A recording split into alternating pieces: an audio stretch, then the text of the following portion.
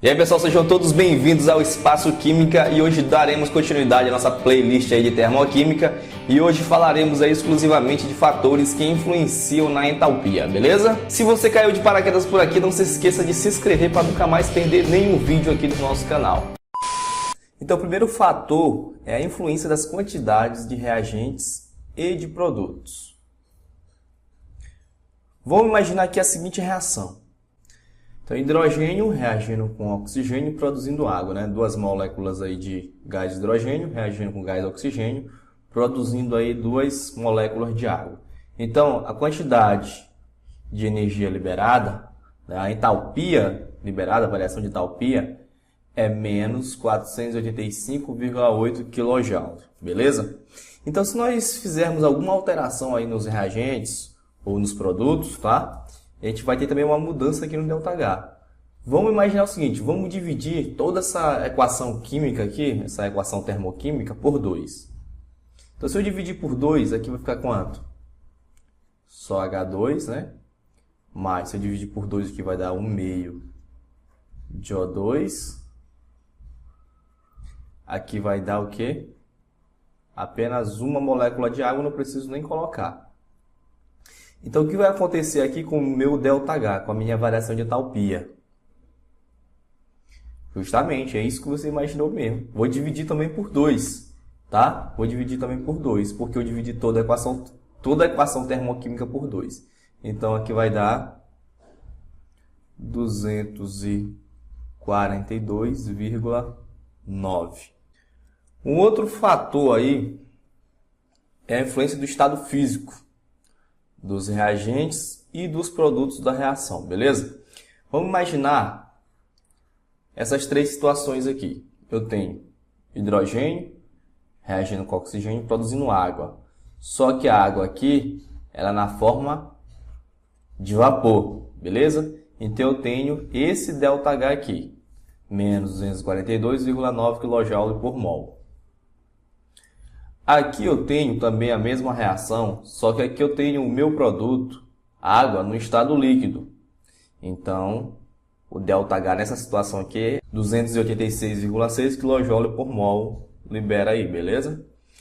Na minha terceira equação química aqui, minha equação termoquímica, eu tenho a produção de água, só que no estado sólido, beleza? Só que no estado sólido. Então, aqui eu produzi 292,6. Se tu observar o que aconteceu aqui com a liberação de calor, você nota aqui que tem uma crescente aqui de quantidade de calor liberada, certo? Ó, no vapor é menor aqui do que no líquido, que é menor do que no sólido. Mas por que isso acontece? Por que isso acontece? Na primeira situação, o meu produto aí formou água. E também teve uma liberação de entalpia aí, de energia, de calor. Só que quando eu libero água, uma determinada quantidade dessa energia, desse calor, vai ficar dentro da molécula de água, beleza? Só que no estado de vapor, o grau de agitação das partículas é muito grande, né? A movimentação das partículas é muito grande.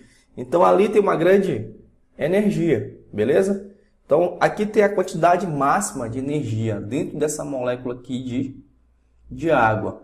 Então, o meu saldo, né, o meu saldo de energia aqui, de energia fora da molécula de água, vai ser um pouco menor do que nos outros estados físicos. É um raciocínio lógico isso aqui, beleza? É um raciocínio lógico. Se dentro da molécula de água tem a quantidade máxima de energia, logo, o meu saldo será o quê? Um pouco menor. Já no estado líquido, eu tenho o quê? Uma condição aí intermediária. Ou seja, eu tenho uma quantidade de energia aqui dentro da molécula de água, né? Não é tão grande a movimentação quanto no vapor, mas tem uma movimentação aqui média.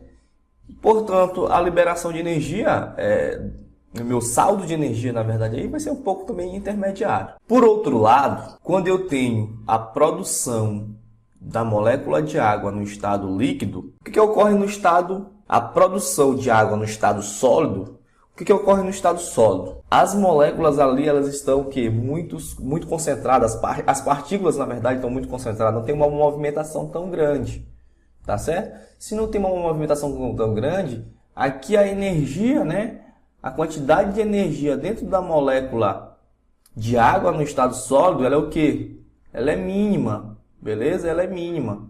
Se ela é mínima, o meu saldo aqui de energia, vamos dizer assim, fora da molécula de água, é um pouco maior do que as outras, né? Por isso que o meu ΔH aqui, ó, o ΔH3, ele é maior do que o meu ΔH2, que é maior do que o meu ΔH1, beleza?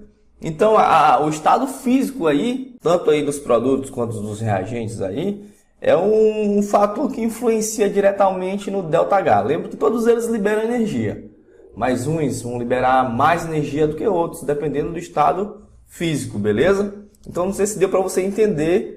Se não deu, volta o vídeo aí e vê de novo, né? Vamos para frente. Influência do estado alotrópico. Carbono e diamante são alótropos, certo? Por que que o grafite aqui ele libera menos energia do que o diamante? Simplesmente, quando o carbono está na forma de diamante, a quantidade de entalpia nessa estrutura alotrópica é muito maior, beleza? Se a quantidade de entalpia no diamante é muito maior, portanto, ela vai liberar uma quantidade maior, né? Uma variação de entalpia aí maior, beleza? Então, a influência do estado alotrópico também é determinante aí nos diferentes tipos de mudança de entalpia, beleza?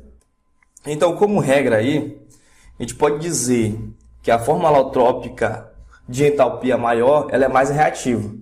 E de entalpia menor, no caso aqui do grafite, é mais estável. Então, por isso que é mais comum nós encontrarmos essa substância aqui do que o diamante, beleza? Influência da dissolução.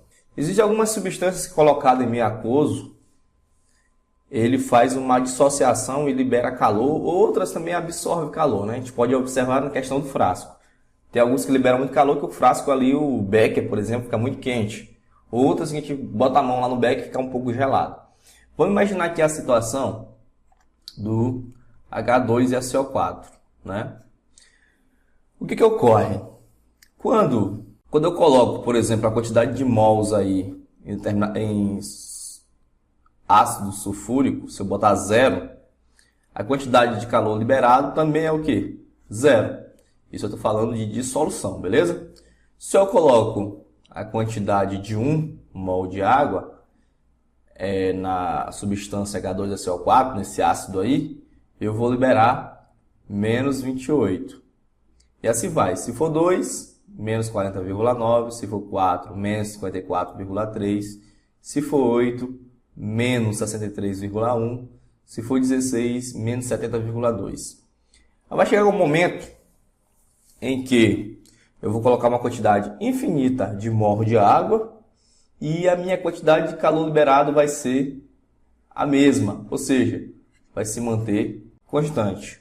Qualquer número que eu venha colocar aqui, por exemplo, 1 milhão ou 1000, eu vou liberar essa quantidade aqui, certo? Vai se manter constante. Por isso que o gráfico, ele tende a manter uma constância aqui, ó. Aqui ele vai começar o quê? Ficar constante, beleza? O ΔH.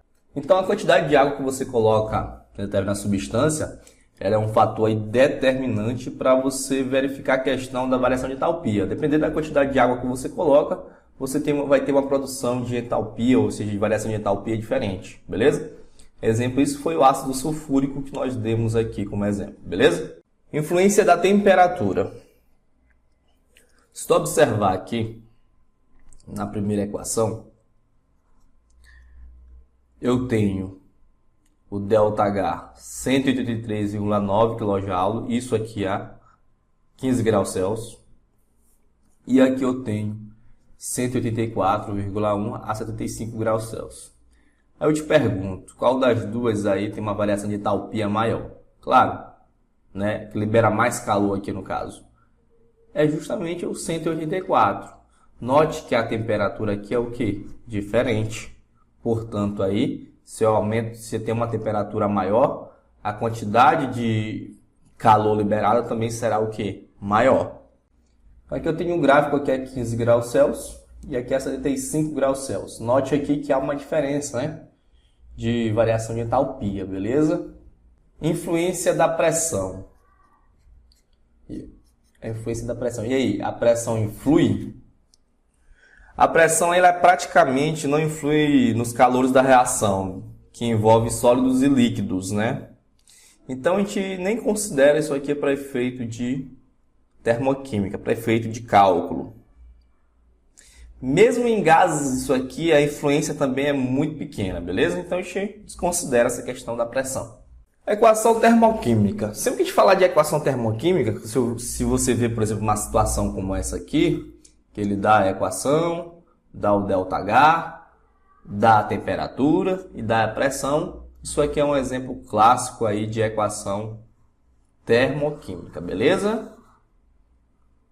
Então, a equação química, a qual a gente acrescenta, na verdade, aí a entalpia de reação, e a gente menciona aí os fatores que possam também influir nessa entalpia, a gente dá o nome aí de equação termoquímica, beleza? Então, esses são tipos aqui de equações termoquímicas, beleza? Então vamos lá. Se você gostou do nosso vídeo, clique em gostei, se inscreve no canal se ainda não é inscrito e até a próxima videoaula, galera. Falou!